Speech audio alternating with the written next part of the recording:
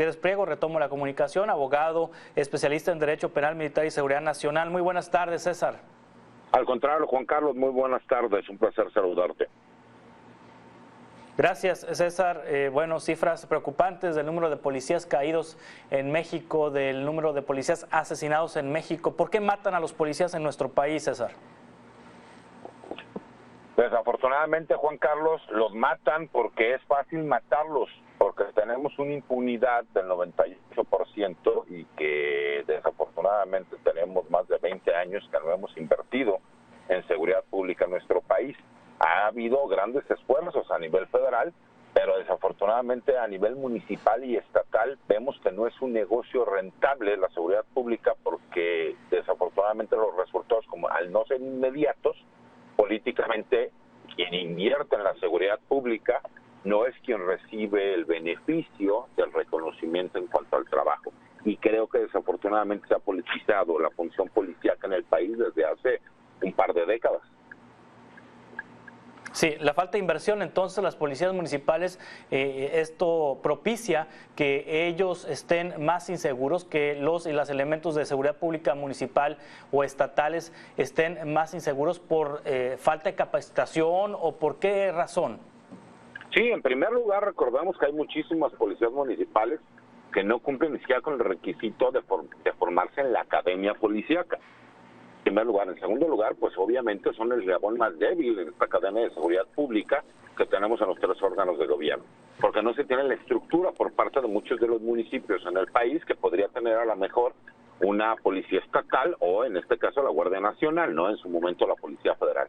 Y desafortunadamente yo no sé quién quiera ser policía municipal en el país, cuando pues, obviamente nosotros vemos que muchas veces no están capacitados para ejercer la función que tienen que realizar.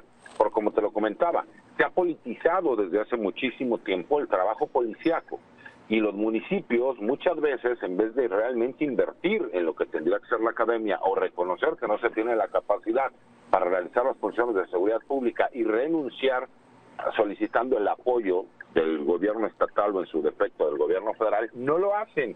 Porque se cree que al momento de que la gente vea que no se tiene una policía municipal, se pierde identidad. Y también porque son cuestiones económicas en donde lo ven como un gran negocio, donde hemos visto que en la mayoría de las policías municipales muchas veces el amigo, el cuate o el compadre del presidente municipal es el que termina siendo el encargado cuando no tiene el menor conocimiento de lo que son las funciones de seguridad pública.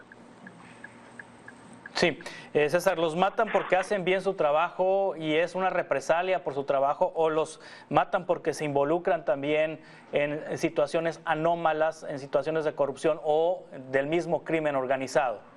Mira, no te podría yo decir porque cada caso en específico es distinto, pero los matan porque pueden matarlos, que eso es lo más lamentable, y porque el grado de impunidad que existe, como ya te lo comentaba, pues es demasiado grande. Entonces, cuando nosotros vemos que matan a un policía y no pasa absolutamente nada, pues entonces se sigue replicando en el mismo sentido pues si los matan no pasa nada, pues mejor mátalos. Y desafortunadamente nos hemos vuelto tan indolentes como sociedad que no entendemos el trabajo que tiene que realizar el policía, ¿no? Y recordemos que el policía municipal es el primer órgano de contacto que se supone existe con la población y más al interior de la República. A lo mejor en la Ciudad de México no lo pudiesen entender tanto porque no hay un policía municipal, ¿no? Pero ese es el policía de proximidad, lo que conocíamos como el policía de barrio. Y desafortunadamente al no pasar nada, pues al crimen organizado se le hace muchísimo más fácil. O vienes y jalas con nosotros o te matamos. Y desafortunadamente el grado de impunidad es tan alto que es el problema. Los matan porque pueden. Olvídate tú si es porque cumplen con su trabajo o porque están involucrados con el crimen organizado. Es porque pueden y porque quedan impunes. Eso es lo más lamentable. Sí, es más probable que se resuelva un caso de una muerte de un policía que un caso de un ciudadano que no sea policía, es decir, que las autoridades de procuración de justicia, digamos, estén moralmente más comprometidas en resolver una situación de un asesinato de un policía, una investigación, que la de un ciudadano, o corren la misma suerte los familiares de policías asesinados. Lamentablemente, Juan Carlos, corren la misma suerte. Nos hemos dado cuenta que lo que tendría que ser esa hermandad o espíritu de cuerpo entre instituciones realmente no existe. y con el falaz argumento de que fueron grupos del crimen organizado los que realizaron el homicidio. Entonces la mayoría de las fiscalías estatales se deslindan porque dicen que ya no es obligación de ellos realizar la investigación cuando el homicidio como tal es un delito del foro común, y entonces mandan desgloses a la Fiscalía General de la República, que todos conocemos, que trae un desfase de más de 7, 8 años por el exceso de trabajo que tienen y que en realidad no han ido depurando ese trabajo. Todavía estamos hablando incluso de averiguaciones previas, no solo de carpetas de investigación. Entonces, desafortunadamente, la indolencia no significa que porque haya sido un elemento de la policía municipal, estatal, federal o incluso elemento de las Fuerzas Armadas se vaya a realizar un trabajo de investigación pronto y expedito. Desafortunadamente corren la misma suerte que los cientos de ciudadanos que han perdido la vida. Sí, estamos hablando con César Gutiérrez Priego, abogado especialista en Derecho Penal Militar y Seguridad Nacional. También este fin de semana 2 jefes policíacos en 2 entidades del país fueron asesinados. Matan también a jefes, a directores de seguridad pública municipal, a directivos de policías estatales. Esta situación de que matan a policías que vienen de la carrera del servicio civil o de una carrera policial está propiciando además que se militaricen las coordinaciones, las comisarías, las jefaturas, porque pues al parecer no hay quien quiera entrarle a un asunto tan delicado donde corre riesgo la vida de las personas, y hemos visto cómo corporaciones locales han sido militarizadas. ¿Ese será el camino, César? Fíjate que yo lo que veo, Juan Carlos, incluso con la mención que hizo el presidente de la República hoy en la mañanera respecto a que se quiere ingresar a la Guardia Nacional dentro de la estructura de la Secretaría de la Defensa Nacional, yo lo que veo que más que militarización estamos viendo la policiación de las Fuerzas Armadas en el país. Estamos viendo que está policializando al Ejército, a la Marina, a la Fuerza Aérea. Y eso creo que va a ser un cambio en el paradigma de cómo vemos la seguridad en el país, ¿no? Incluso cómo vemos la seguridad nacional, la seguridad interior, y cómo va a terminar repercutiendo en la seguridad pública. Y eso creo que va a ser un parteaguas muy importante, ya sea a favor o en contra de lo que sea la seguridad pública en el país, porque hay que recordar que la seguridad pública es la prevención de la realización de delitos, porque para perseguirlos existe una policía de investigación o una policía ministerial que pertenece a una fiscalía, ¿no? O procuraduría para todas aquellas que no han hecho todavía el cambio. Y ese es el problema cuando no conocemos de fondo cuál es la seguridad pública y cuál es la persecución e investigación de los delitos. Sí, el otro drama, César Gutiérrez Priego, que lo hemos visto en varios estados de la República, en varios municipios. ¿Qué pasa con las familias de los policías caídos o de los policías asesinados? Las viudas, los hijos, un endeble sistema de seguridad social, un endeble sistema de protección, de seguros de vida, de seguros para los hijos y para las familias. Es un drama que luego viven y padecen las familias. Es correcto, pero desafortunadamente caemos en el mismo comentario que he realizado en los otros puntos de vista. Cuando nosotros vemos que el municipio no tiene la capacidad económica para responder en cuanto a las necesidades más obvias y necesarias de seguridad social, pues ¿cómo podemos nosotros entender que ese municipio sí cumpla con la función de seguridad?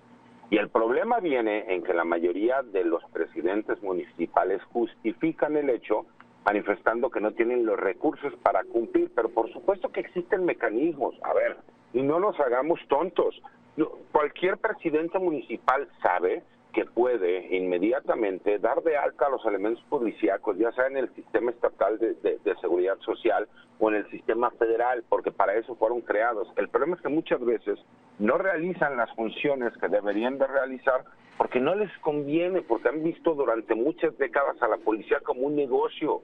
Y el problema es que los policías, al no poder estar sindicalizados, porque la misma ley se los prohíbe, la Constitución en el artículo 123 los manda para el apartado B, Entonces no tienen esa posibilidad de luchar o pelear e exigir los derechos que les corresponden.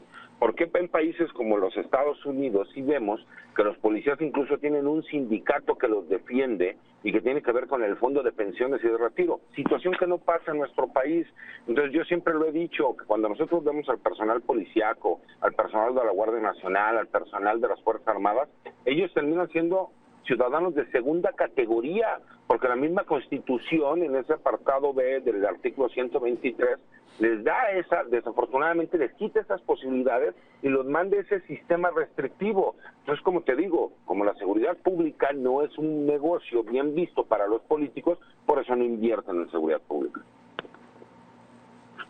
César Gutiérrez Priego, ¿qué hacer? Finalmente le pregunto, ¿qué se puede hacer para rescatar a las policías municipales y para proteger la vida de los elementos de seguridad pública locales? Mira, en primer lugar yo creo que se tendría que reformar la ley para ser muy claros. Aquellos municipios que no cumplan con la capacidad para brindar seguridad pública, porque recordemos que el brindar seguridad pública es un derecho humano internacional. Aquellos que no cumplan con la capacidad tendrían que ser los gobiernos estatales quienes absorbieran esa responsabilidad y entendiendo el municipio, que no es que se le esté quitando facultades que les otorga la Constitución, sino que es para brindarle un servicio de seguridad pública universal y humano a la población civil. Pero desafortunadamente muchas veces entran los pleitos políticos porque a lo mejor el municipio no pertenece al mismo partido en que el gobernador esté o a su vez la federación, pero entonces tendría que ser la ley la que se modifique. ¿Por qué? Porque estamos mandando al matadero a la mayoría de nuestros policías municipales y a su vez estamos dejando desprotegidos a la población civil de esas regiones en específico del país.